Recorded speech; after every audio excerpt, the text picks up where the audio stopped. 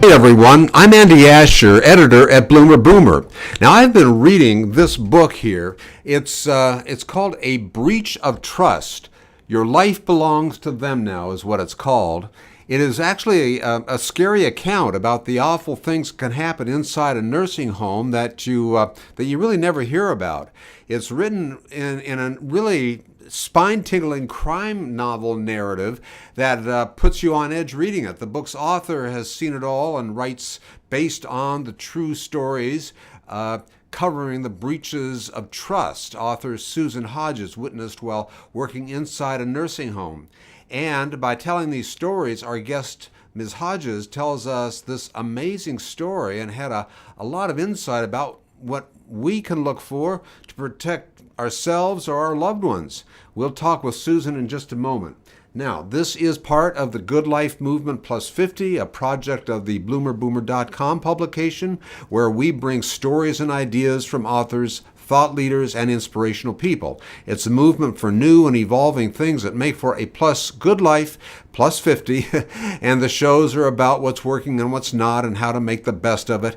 In the end, hopefully, something that we can all take away for ourselves. Our guests are idea and thought leaders, experts, people with life experiences to emulate, folks with a unique expertise, or those that give us one of those aha moments or a revelation that suddenly transform the complex and the bewildering into the understandable. So, among those is our guest today, Susan Hodges, author of the novel based on a story, A Breach of Trust, Your Life Belongs to Them. We'll be back right now, soon, right away actually, and we'll talk with Susan. Well, our guest is Susan Hodges, author of the novel based on a true story, A Breach of Trust, Your Life Belongs to Them Now. Well, Susan, you've done really an amazing job in bringing all of this to life and I guess opening the walls, you might say, to nursing homes. It's a pretty chilling read. Yes, it really is. It was pretty chilling to go through it. And actually, at times I still feel like, did I really go through some of the things that happened? So it's just a very unbelievable story, what goes on and really what happens to some of our elderly. And our, go ahead. Yeah, so tell us the scenario, how you were there working in this environment, and just maybe a little bit of the backstory and how the book evolved from your experiences. Well, I became a licensed nursing administrator for a nursing home late in life. I was in my mid-50s. I had decided to take a career change due to my father being diagnosed with cancer. I really wanted to help my father go through what he had to go through, but I needed an understanding of what that would be. So I went back to school and took some medical courses, and I actually was introduced to a nursing home educator who taught, how to become administrator in a nursing home. I kind of bonded with her, and then now it's kind of history. I decided to go that way because I guess in my heart I'm a compassionate person, and I do somehow gravitate to the elderly. I've always thought that the elderly or the old are the best in the world, and that they definitely need a lot of help and a lot of care, but they also can tell you the most wonderful stories. And definitely they love you unconditionally. And again, it's very sad that we're losing some of the stories that they can tell you, some of the history, and just to try to share some of their life stories is a wonderful thing. So I was pulled in basically on that premise that I just wanted to be there to help and also to try to somehow provide comfort, quality of life, also, just to ensure that no one was really going to be abusing them or neglecting them, all that good stuff, and that they did have a good quality of life during their time in a nursing home. Well, your intentions were for all the right reasons, and just need more people like yourself around in those administrative positions. And in what capacity, from the inside, or maybe you can take just compare making those changes from the inside and now in your position from the outside to make those changes? Well, first of all, I consider it kind of a miracle that the nursing home that I was in, that the book is about, or where the book is placed, that I received three remarkable residents who transformed a rundown, absolutely horrible nursing home into something that was very livable and very lovable.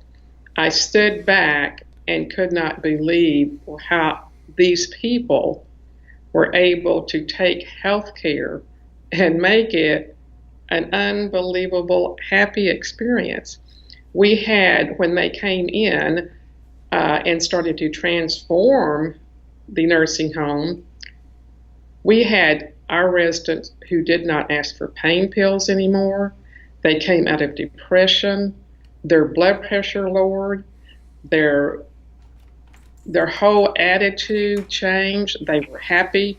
No one ate their meals in the room. Everybody came to the dining room. And before, only about 50% would do that.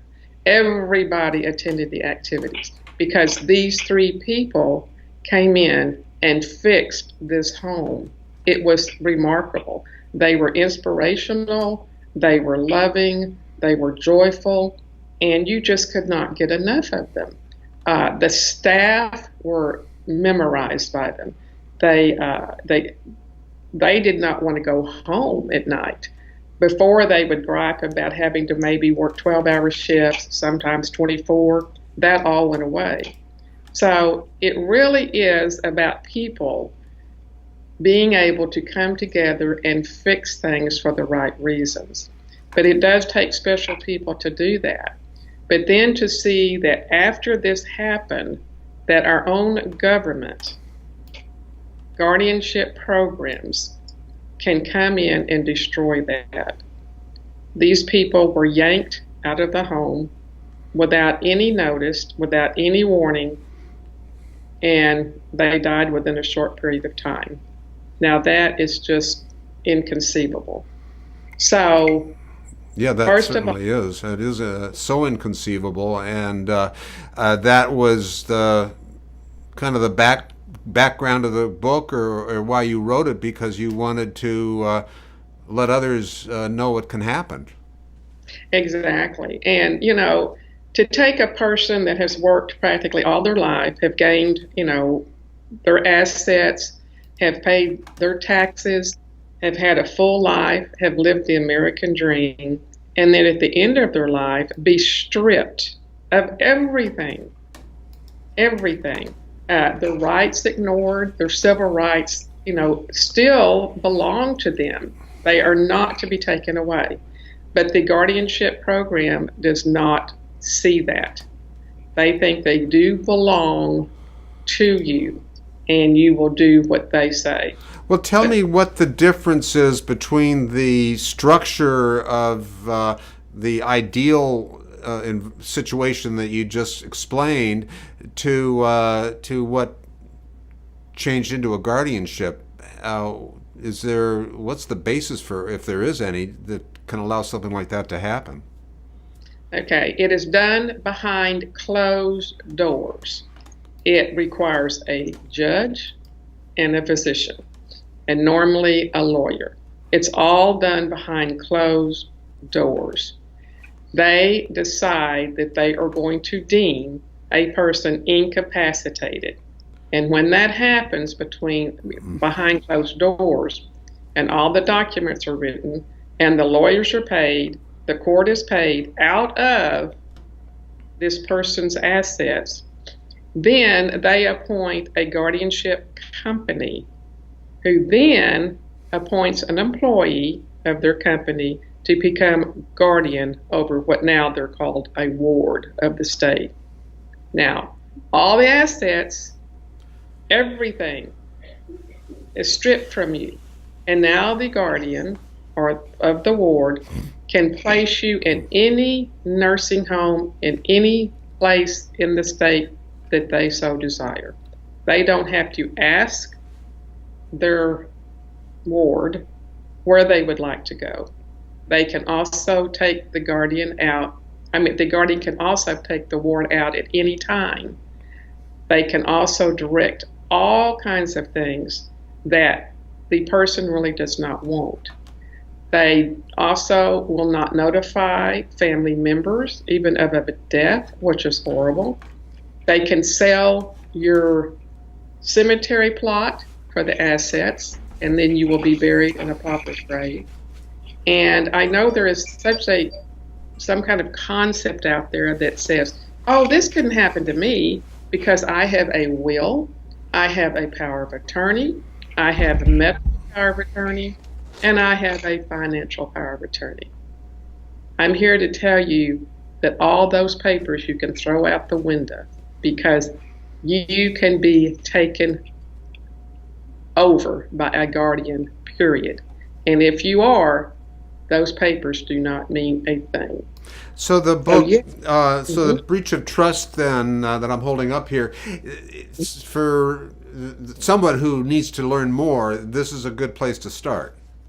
Yes. All right. Well, what might you just give as far as some pointers or insight or advice for folks who are, other than picking up the book, of course, what they do to protect themselves? Well, that's a very good question. First of all, we need to understand what guardianship is, what our courts and what our government is, how involved they are in nursing homes. They actually own the nursing homes. They sell the beds to owners who own the building. So you have government in it 100%.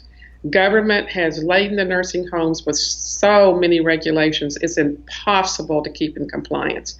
The nursing homes are only second to the nuclear industry, who is regulated more. So the nuclear industry has the highest regulations, and then the next comes the nursing home. That's got to stop. Because if there is a fighting between the owners and also the government, and of course the purse strings with Medicaid, Medicare, which is a totally different story about this, and then you have the court who actually can take all your assets and then place you on Medicaid, which I don't want to be placed on Medicaid. I doubt if you would, but the government can actually do that. And you cannot find out where all the assets went. Did they go to the lawyers, to the bankers, to family members? There's no way to find that out. Even the ward will not find out what happened. Well, that's, you explain and describe such a frightening experience, and your book, A Breach of Trust, I think would be must reading for anyone who may be in a position where they're starting to decide what's next. Susan Hodges, thanks so much. It's been a real eye-opener. Well, thank you, sir. I really appreciate you having me on, and God bless you for bringing up and talking about this subject. And I would just like to say one last thing. My prayers and my thoughts are with the people that were injured, the family members, and of course the ones that passed away and this weekend at Las Vegas. Oh, I share your thoughts, and so many others do. Thank you so much. That's Susan Hodges, author of the novel based on a true story, A Breach of Trust, Your Life Belongs to Them Now. We'll be right back. Thank you. Well, I hope you liked the show and learned a thing or two. The full show will be available on YouTube and at BloomerBoomer. The audio version will be available on Apple Podcasts, and we have other shows coming up with some amazing guests. Please like us on Facebook and visit us at bloomerboomer.com. Until next time, so long.